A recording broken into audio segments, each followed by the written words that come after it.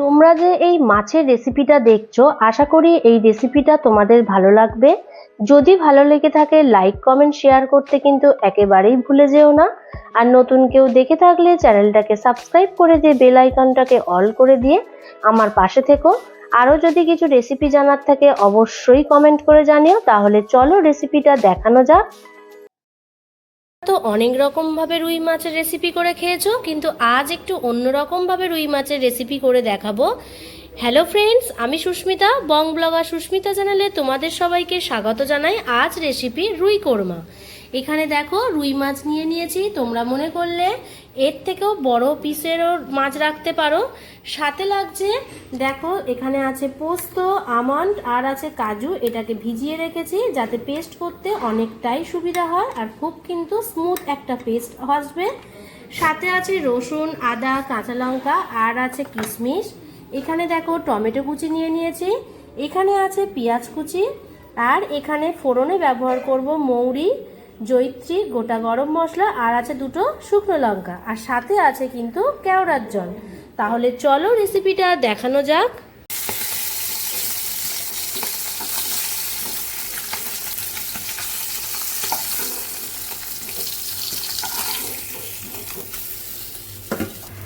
তোমরা নিশ্চয়ই লক্ষ্য করেছো আমি লবণ হলুদ দিয়ে মাছগুলোকে ভালোভাবে ভেজে নিয়েছি।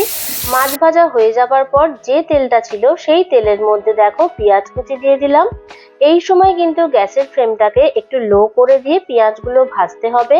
যখন দেখবে পেঁয়াজের রঙের হালকা পরিবর্তন এসছে সেই সময় গোটা রসুন, আদা, কাঁচা লঙ্কা আর কিশমিশগুলো দিয়ে ভালোভাবে এটাকেও নাড়াচাড়া করে নিয়ে ভেজে নেব।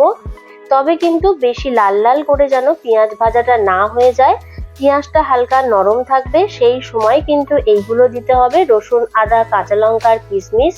যখন এই সমস্ত ভাজা হয়ে আসবে সেই সময় কিন্তু দেখো আমি টমেটো কুচিটাও অ্যাড করে দিলাম। আর টমেটোটা আমি তো অনেকটাই বড় বড় করে কেটেছি, সেটা তোমরা নিশ্চয়ই বুঝতে পারছো। টমেটোটা ভাজা হয়ে আসলে ভিজিয়ে নেওয়া আমন্ড, কাজু আর পোস্তটাও দিয়ে দিলাম। এটাকেও ভেজে নিতে হবে। আর এখানে আমি ভিজিয়ে রেখেছিলাম এই কারণে, এই ভেজে নেওয়ার পর যখন আমি পেস্ট করব তখন কিন্তু একটা স্মুথ পেস্ট তৈরি হয়ে যাবে। আর যদি এটাকে না ভিজিয়ে রাখতাম তাহলে বাদামগুলো কিন্তু একেবারেই স্মুথ পেস্ট হতো না। তারপরে সমস্ত কিছু ভেজে নেওয়া হয়ে যাবার পর একে একে মশলা দিয়ে দেব। স্বাদ অনুযায়ী লবণ দিয়ে দিলাম, 1 চামচ মতন হলুদের গুঁড়ো, এখানে রং হওয়ার জন্য দিয়ে দিলাম কাশ্মীরি রেড চিলি পাউডার, 1 চামচ জিরের গুঁড়ো আর ধনের গুঁড়োটা জিরের গুঁড়োর থেকে সামান্য একটু বেশি অ্যাড করেছি যাতে তরকারির টেস্টটা ভালো আসে, তাই দিয়ে দিলাম একটু সামান্য চিনি।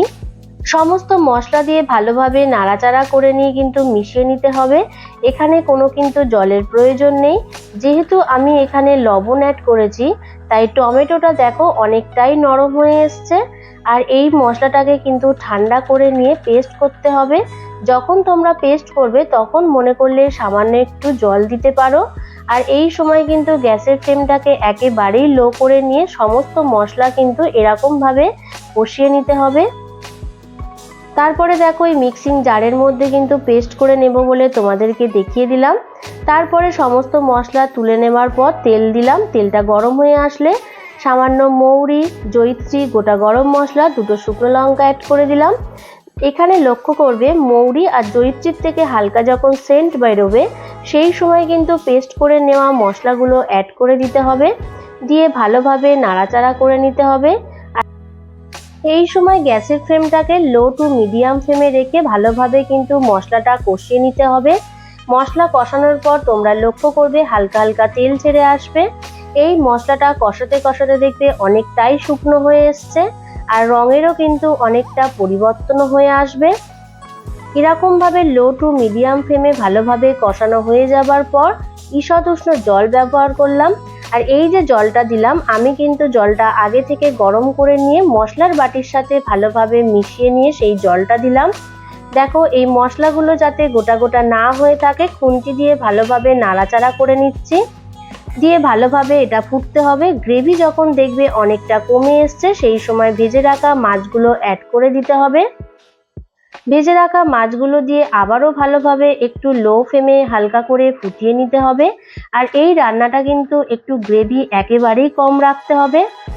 তোমরা দেখে নিশ্চয়ই বুঝতে পারছো তরকারি কিন্তু অনেকটাই হয়ে এসছে।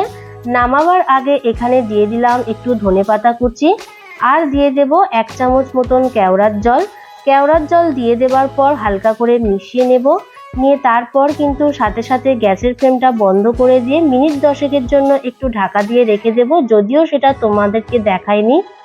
তারপর 10 মিনিট পর চলে আসলাম। দেখো এখানে আমি প্লেটে সার্ভ করে দিচ্ছি রুই কোরমা। তাহলে এই হলো আমার রেসিপি রুই কোরমা। যদি এই ভিডিওটা ভালো লেগে থাকে লাইক কমেন্ট শেয়ার করে দিতে কিন্তু একেবারেই ভুলে যেও না। নতুন কেউ দেখে থাকলে চ্যানেলটাকে সাবস্ক্রাইব করে দিয়ে বেল আইকনটাকে অল করে দিয়ে আমার পাশে থেকো। আবার দেখা হচ্ছে নেক্সট কোনো রেসিপি নিয়ে। তোমরা ভালো থেকো, সুস্থ থেকো, টাটা।